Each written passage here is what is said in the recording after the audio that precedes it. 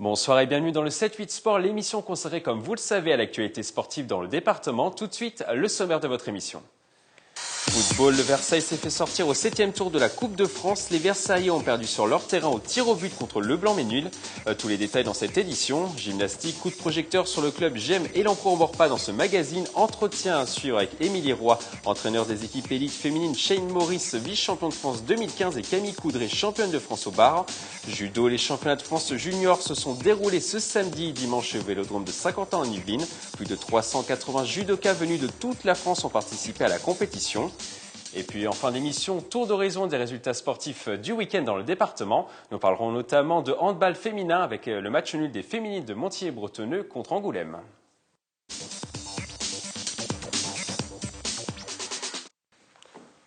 On commence ce magazine par le 7e tour de la Coupe de France de football. Versailles, qui évolue en DH, s'est incliné à domicile au tir au but contre Le Blanc-Ménil, une équipe de leur division. Les joueurs de la Cité Royale ont pourtant largement dominé la rencontre. Camille Lambert pour les images. Une défaite rageante. Versailles, qui évolue en blanc ce samedi, tombé contre le Blanc-Ménil au 7e tour de la Coupe de France. Dominateurs, les Versaillais n'ont pas réussi à trouver la faille malgré une dizaine d'occasions. Le score 0-0. Ce manque de réalisme a poussé les deux équipes à se départager au pénalty. Dans cette loterie, les joueurs de Seine-Saint-Denis ont remporté la mise 5 tirs au but à 4. On n'a pas su concrétiser toutes les occasions qu'on a pu en avoir, au moins 4 franches. En première mi-temps, notamment en première mi-temps, où on aurait pu plier le match assez rapidement. On a réalisé le match qu'on souhaitait dans la préparation du match. Maintenant, malheureusement, en termes de concrétisation, des situations nombreuses qu'on s'est procurées, on a été faible. Et malheureusement, un match, on n'est pas noté sur un match, on est noté sur le score. Donc là, on sort au pénalty, tant pis pour nous. On doit servir de ce match-là pour pouvoir rebondir et tirer les leçons de ce match. Avec une victoire, l'équipe de Versailles qui évolue en DH aurait pu rencontrer Mainvilliers, une équipe de DSR au 8e tour. Un tirage au sort accessible qui laisse des regrets aux Versaillais. On est sorti de la région parisienne, on a fait un premier tour national, c'est intéressant, c'est bien, mais on avait quand même l'ambition d'aller plus loin. Ce qui était intéressant, c'était derrière, quoi. Derrière, il y avait quelque chose de sympa à faire. Et malheureusement, on a raté cette marche, donc on peut s'en prendre qu'à nous-mêmes. Après cette aventure en Coupe de France, Versailles devra se reconcentrer dès ce dimanche sur le championnat. Les joueurs de la Cité Royale sont pour l'instant 2e du classement avec 5 points de retard sur le leader, les Mureaux. Versailles est donc éliminé de cette 99e édition de la Coupe de France. Dans le département, une seule équipe est encore en lice pour le 8e tour de la compétition. Mantes a réussi à remporter son duel contre les Guyanais d'Irakubo sur le score de 4-0 grâce à des buts de Luxe, Massampou et Dembélé. En revanche, l'aventure s'arrête pour Poissy. Les Pissiaquais qui évoluent en CFA se sont inclinés à la surprise générale 1-0 après prolongation à l'extérieur sur le terrain du club réunionnais d'Excelsior, club de DH. On connaît déjà le programme du 8e tour. Mantes jouera le week-end du 5 décembre à domicile contre Marc, une équipe de CFA2. Après le football, on parle gymnastique.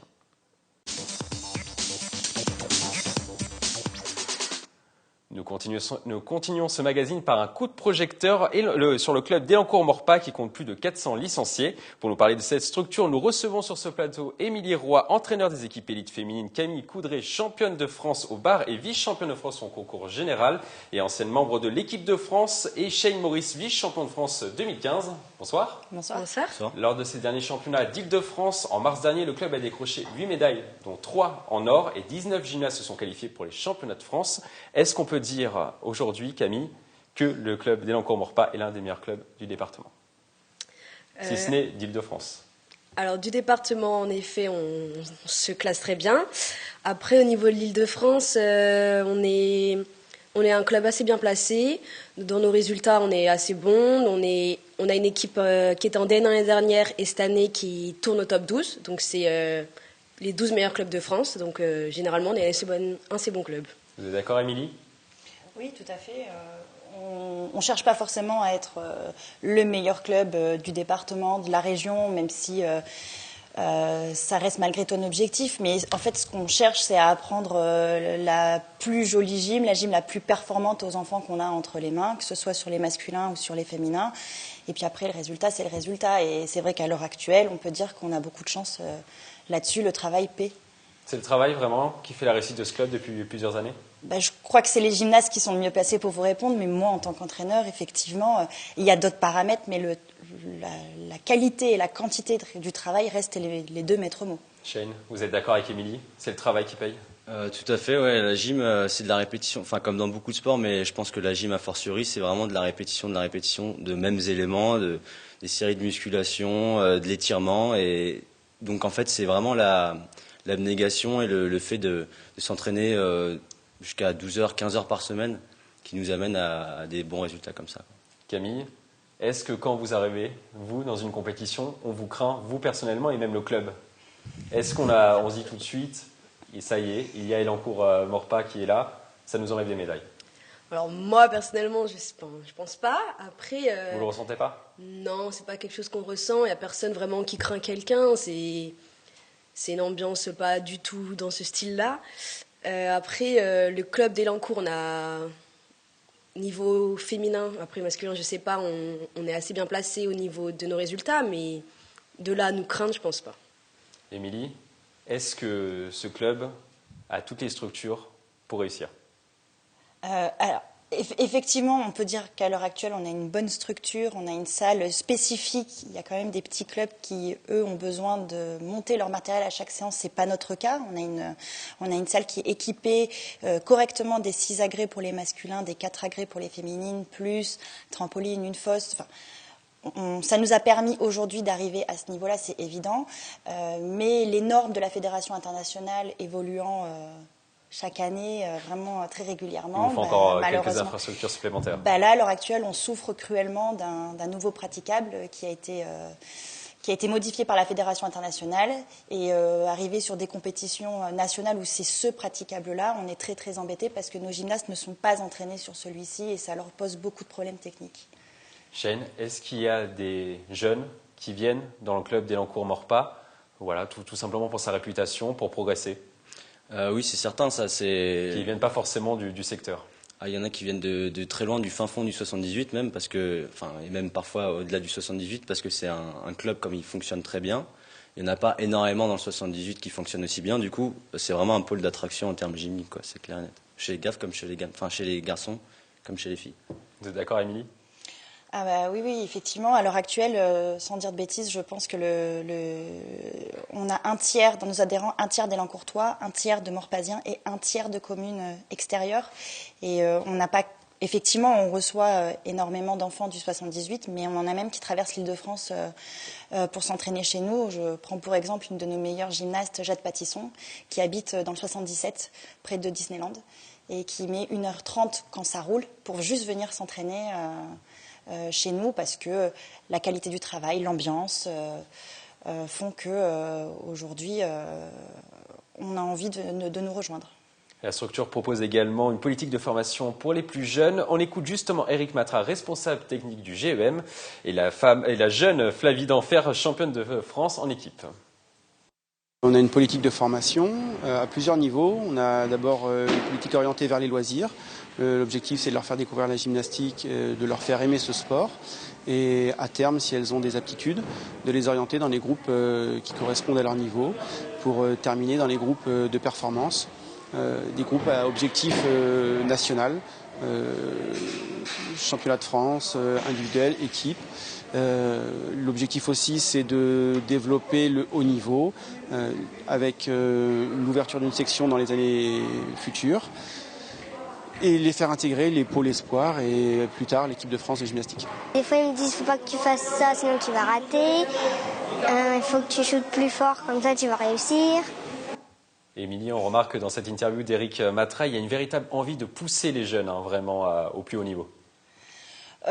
Effectivement, parfois, oui, ça peut être le plus haut niveau, c'est surtout de développer leur potentiel au maximum, potentiel qui est propre à chacun, mais parfois, effectivement, ça peut aller jusqu'au haut niveau. En tout cas, on essaye de suivre le plan de détection de la fédération pour permettre à chaque gymnaste, s'il le souhaite, d'envisager une carrière de haut niveau. Oui. Et à quel âge on peut s'inscrire à la gym? On accueille les enfants dès 2 ans.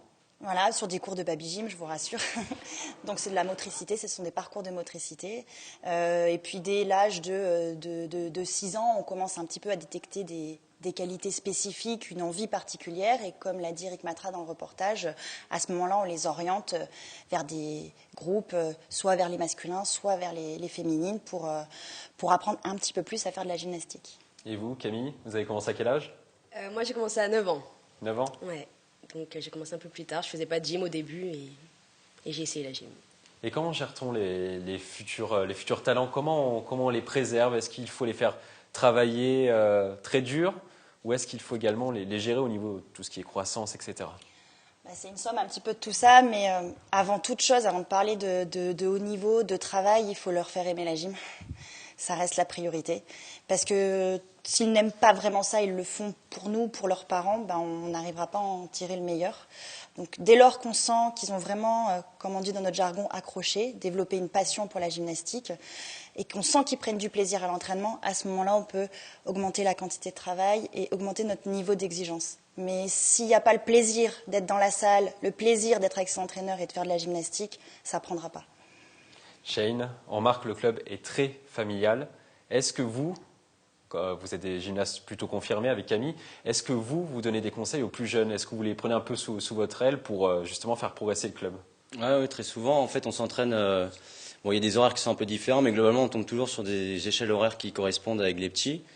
Et donc, ça arrive très souvent qu'on s'entraîne aux mêmes agrès en même temps qu'eux. Du coup, on leur prodigue nos conseils. Et en tant que gymnaste, parce que l'entraîneur, il est sorti de la gym, donc forcément, il n'a pas forcément toujours les mêmes conseils. Donc, nous, on donne des bons conseils. Et à la fois, je trouvais ça intéressant, l'esprit familial. Parce que c'est peut-être ce qui explique aussi la réussite du club. C'est l'une des recettes, en tout cas, de ce club. Je pense que c'est définitivement une des recettes.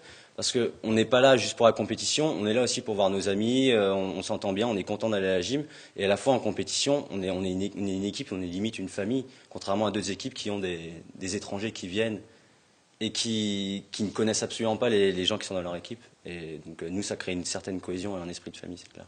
Il y a le côté également travail aussi. Il y a le côté familial, mais également le côté travail. Les filles travaillent entre 15 et 18 heures par semaine. Hein. Ouais, il y a une émulation, c'est ce qui permet de tenir aussi, je pense. Parce qu'avec tant d'heures de gym par semaine, si on n'avait pas une bonne ambiance et si on n'avait pas des copains pour nous pousser, je pense que ce serait difficile d'en faire autant. Camille, est-ce que vous sentez qu'il y a des jeunes du club qui peuvent prétendre aller aux Jeux Olympiques ou intégrer l'équipe de France en tout cas?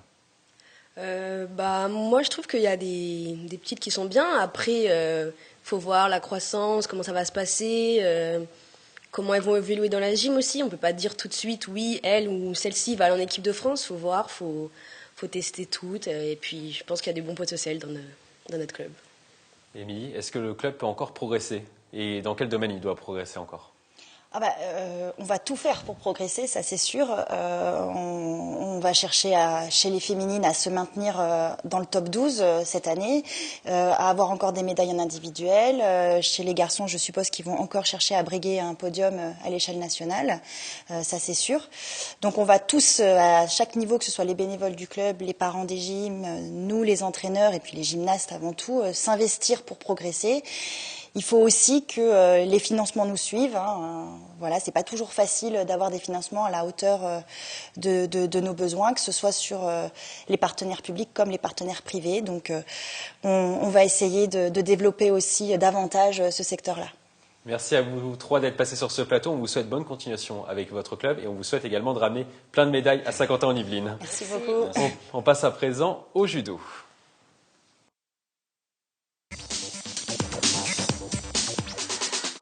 Les championnats de France de judo étaient organisés ce week-end au Vélodrome national de Saint-Quentin-en-Yvelines. Une première dans l'enceinte sportive. Plus de 380 judokas venus de toute la France ont participé à la compétition. Le montage est signé Romain Ruspini. Des kimonos, des ceintures rouges et noires, le Vélodrome de Saint-Quentin-en-Yvelines a revêtu ses habits de judoka ce week-end. Les championnats de France par équipe de club junior et la Coupe de France individuelle junior étaient programmés dans l'enceinte sportive yvelinoise. Une grande première. C'est assez impressionnant, ouais. La pièce est grande. Puis il y a quand même 8 surfaces, c'est quand même une belle pièce. Ouais. Quand on rentre dedans, on regarde un petit peu partout et franchement c'est beau. Au total, plus de 380 judokas venus de toute la France ont participé à la compétition, un record pour le département.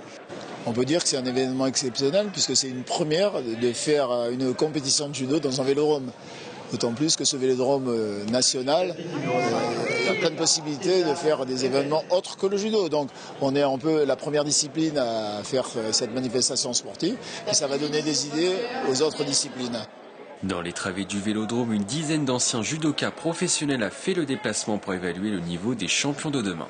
Il y a une qualité physique et technique qui est tout à fait indiscutable. Donc, de toute façon, on n'arrive pas au niveau national dans une compétition, que ce soit en junior ou dans n'importe quelle catégorie, sans avoir un minimum de compétences. Et là, manifestement, elle est là.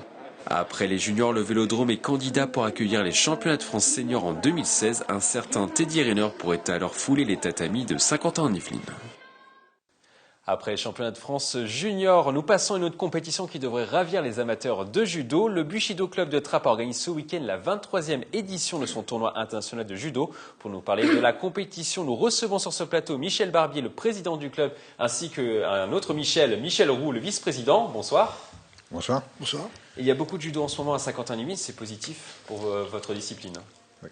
Vraiment. Oui, ça marche bien et suite aux championnats du monde qui ont été quand même assez riches pour les Français, je pense que les enfants surtout, nous dans notre club on a une bonne quantité d'enfants, de petits, parce qu'on les prend à partir de 4 ans et ils aiment ça, ils sont demandeurs.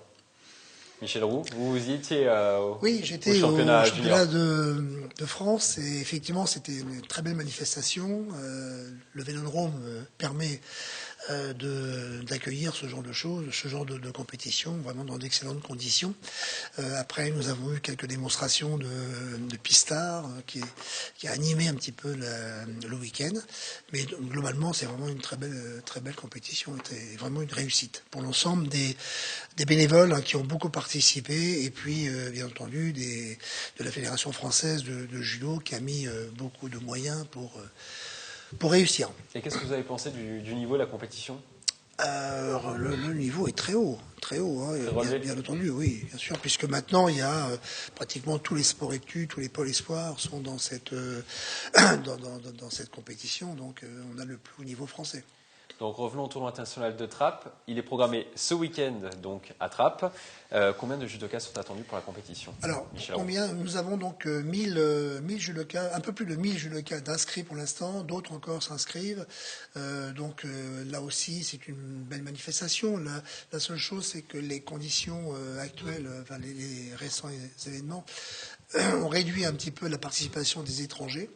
Et nous avons c'est pratiquement un championnat national. Donc, quelques individuels étrangères, mais vraiment très peu.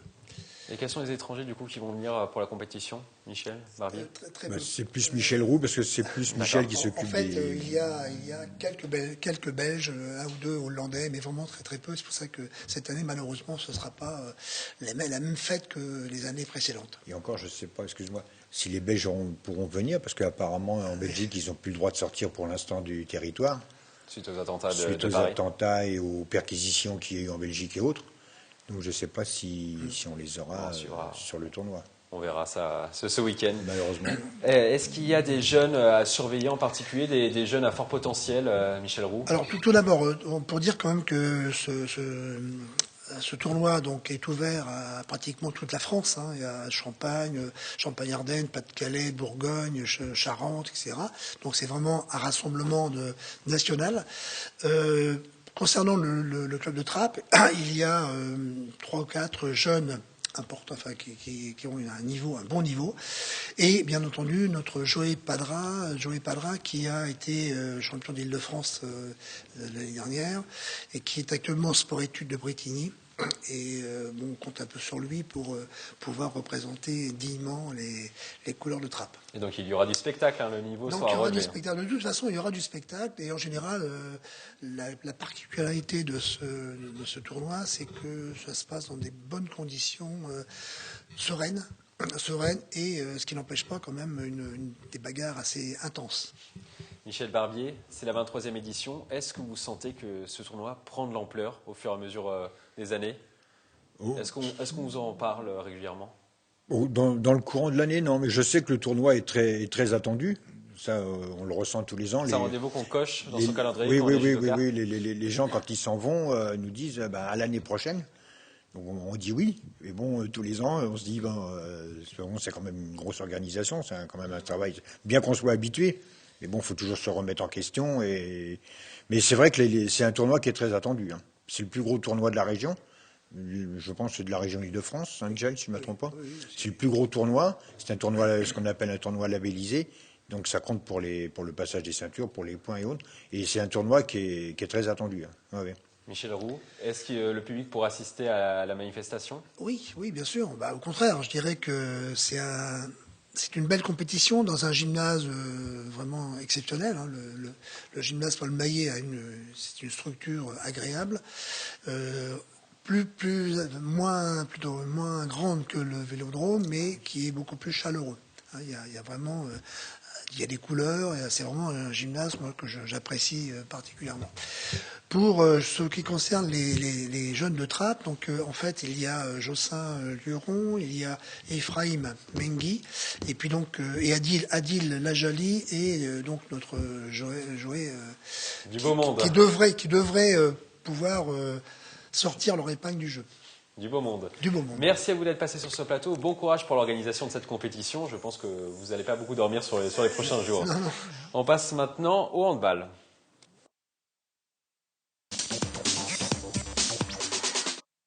En National 1, Montigny-Bretonneux n'a pas réussi à s'imposer ce samedi à domicile. Les joueuses coachées par Philippe Étrange ont concédé le match nul 32-32 après avoir mené au score pendant toute la partie contre Angoulême. Romain Rospini pour le montage. Une fin de match qui risque de coûter cher à Montigny-Bretonneux. Promu cette année en National 1, les Vertes et Noirs ont concédé le nul 32-32 sur leur terrain contre Angoulême dans les ultimes secondes de la rencontre. Les Illymontaines ont pourtant mené pendant toute la partie et ont compté jusqu'à 6 buts d'avance en seconde période. Des regrets au final, beaucoup de regrets là, sur le match nul. On prend un point, donc ça c'est bien sur le plan comptable. Maintenant, beaucoup de regrets parce qu'on a été toujours devant et on prend un but à 5 secondes de la fin. Des moments de flottement, notamment en défense, au moins sur 15 minutes de jeu. Ça a été 3 minutes par-ci, 2 minutes par-là, à divers moments, en première mi-temps comme en deuxième. Une mauvaise communication et souvent on s'est emballé assez rapidement sur les phases de jeu et on a perdu pied et voilà. On n'a pas réussi à maintenir cet écart et c'est ce qui nous a valu le match nul ce soir. Après cette rencontre, les joueuses de Montigny-Bretonneux pointent à la 8e place du classement après 8 journées. Le maintien, l'objectif annoncé par le club est donc toujours envisageable. On vise le maintien, ouais. Entre la 6e et la 9e place, ça c'est sûr, on vise le maintien et je pense que ce match-là nous prouve qu'on peut assurer le maintien, ouais, j'espère. C'est à nous d'être toujours un peu plus forte, un peu plus agressive, notamment en défense. Et à hausser le niveau tout le temps en fait. Donc ça va être rude mais on le savait déjà en signant pour la N1. Prochain match pour les féminines de Montigny-Bretonneux samedi 28 novembre à 20h30 contre Aulnay à domicile.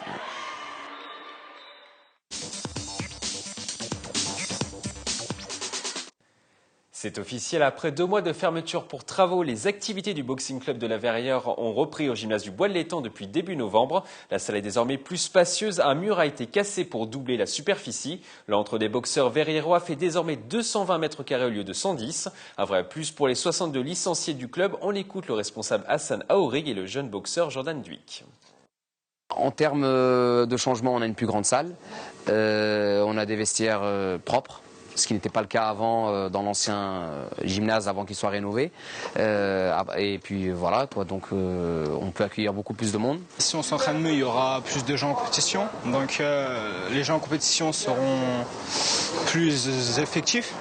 Et ça sera un peu mieux pour développer les champions. Et plus de championnats, ça fera plus de classements. Donc ça sera bien. La salle n'est pas encore complète. Un deuxième ring devrait être installé à côté du premier dans les prochaines semaines. On passe aux autres résultats du week-end. En rugby, Plaisir, qui est descendu cette année en Fédéral 2, a perdu son premier match de la saison. Les Plaisirois se sont inclinés de justesse 18-16 contre Rissorangis. Maison Lafitte, de son côté, s'est incliné 13-11 contre Marc-en-Barœul. Au classement, Plaisir redescend à la deuxième place. Le championnat est maintenant dominé par Rissorangis. Maison Lafitte reste bon dernier du classement de cette poule 1. Toujours en Fédéral 3 de rugby, mais cette fois-ci dans la poule 2, Versailles s'est lourdement incliné à l'extérieur sur le terrain d'Antony. Les Versaillais ont été battus dans tous les secteurs de jeu comme le score l'indique. Au niveau du classement, les Yvelinois descendent à l'avant-dernière place avec 7 points engrangés depuis le début de la saison à 2 petites unités de la dernière place. On passe au handball, nouvelle défaite pour le Chesnay. Les Yvelinois se sont lourdement inclinés à domicile contre Rez lors de la 7e journée du championnat de National 2. Score final 32-22. Au classement, les Chesnaisiens sont toujours derniers du championnat avec 6 défaites en 7 matchs. La défense a déjà encaissé 190 buts depuis le début de la saison. On termine ce magazine par un rendez-vous rugby. Le Sky Rugby reçoit Clermont ce week-end pour le compte de la 6e journée du championnat de promotion d'honneur. Ce match est considéré comme le choc de cette poule. Saint-Quentin-en-Yvelines est actuellement 2e avec 5 victoires en 5 matchs et Clermont pointe à la première place avec 22 points. Si vous voulez encourager le Sky, rendez-vous au stade du Bout des Clos dimanche à 15h. C'est la fin de ce 7-8 Sport. Merci d'avoir suivi. Je vous retrouve jeudi prochain pour le Talk Sport si on parlait sport. Très belle soirée sur TVFil 78.